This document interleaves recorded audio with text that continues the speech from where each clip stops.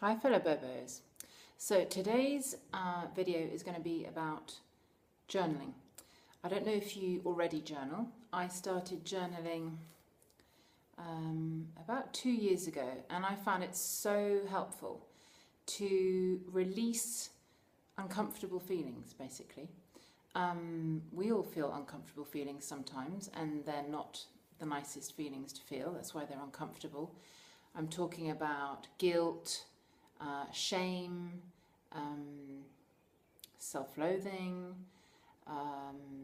fear, anything like that, anything that's considered negative in society. All these feelings, anger, depression, sadness, often it's what you weren't allowed to feel as a child. So what you weren't allowed to feel as a child, either because of your parents or because of school or your peers, that will often be seen by you now as a negative feeling.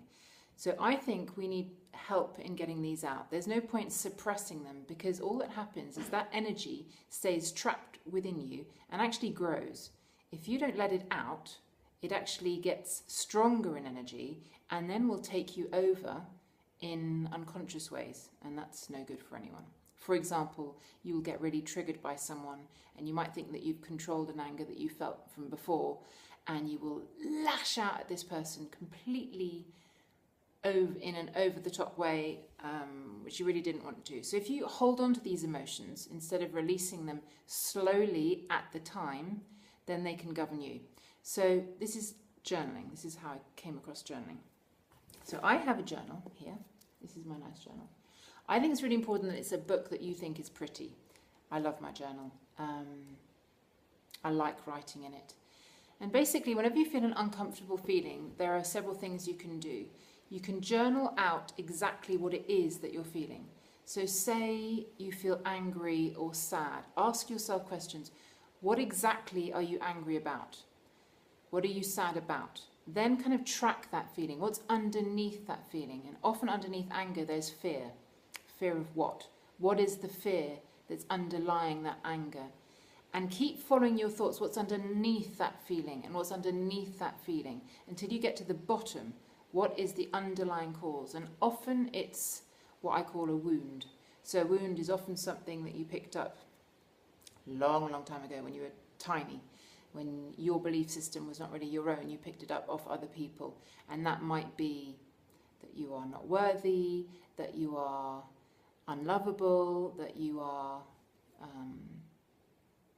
that you fear abandonment, all these kinds of things that are kind of core wounds that, don't worry, everyone else shares them as well. There are about, I don't know how many, but there are certainly core wounds that all humans share. And that is probably what's at the bottom.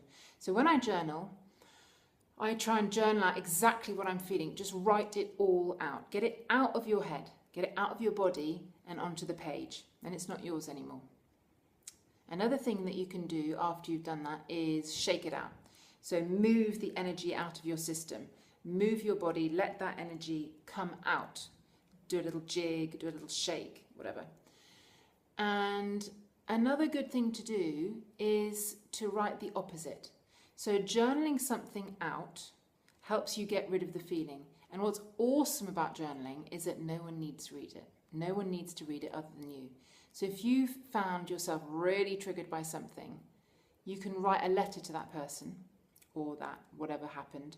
Write a letter to that person saying exactly how much you hate them, why you hate them, how it makes you feel. Be as rude as you can. Get everything out. And you never need to send it. And believe me, it's amazing. When you do that, it's not in you anymore and you feel so much better. Try and do a lot of sighing and breathing while you're doing it. So get it all out. Shake it out. Be as rude as you like, because it's your journal. No one's going to read it. Also, you can comfort yourself. So the other side of that is, once you've got the anger or the sadness, those are often the most common ones, out, then you can write the opposite. So affirmations. Because the thing with journaling, which is what I've just found, is that if you journal into the feeling, you get it out, but it often can leave you feeling a bit, and I've been feeling a bit crap the past 2 days. I had a temperature yesterday, which didn't help. And I did some journaling this morning writing out why I was feeling rubbish, and I kind of felt a little bit rubbish afterwards, and I think that's because I got too much into what I was writing. So then I decided to write the opposite, so affirmations. So whatever it was that you felt, which I happened to write out, I felt selfish, I felt cold, I felt self-absorbed, I felt vindictive, I felt mean. I then wrote out the opposite. I am caring, I am thoughtful, I am compassionate, I am kind, I am loving. And guess what? I felt amazing afterwards. So that's something that you can do to counteract what it is that you've got out. Write the opposite out. And often that helps to really, I guess you're replacing what it is that you let out. And you can also do this in EFT tapping, which I can do another video on, which I just recently learned. It's brilliant. It's that thing that makes you look a bit weird, tapping on the meridian lines.